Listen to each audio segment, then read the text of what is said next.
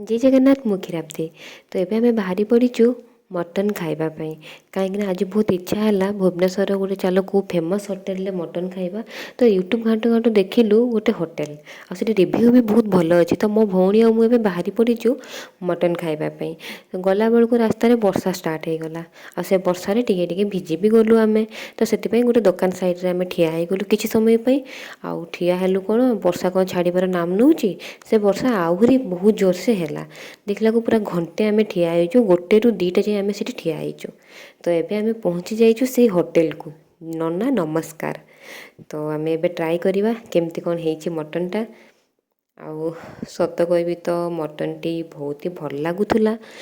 Mutton खाई सारिकी आमे पलि आसीचु एबे मार्केट बिल्डिंग कहीं मो भौणीर गछ लगेबार बहुत शौक तार।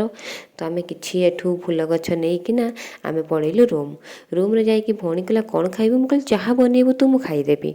तो सी मो ପାଇଁ पूरी आउ पनीर तरकारी बनैदेला। तो पूरी आउ पनीर तरकारी खाइकी आज भिडियो एतिकी रखुची। बाय गुड नाइट जय जगन्नाथ।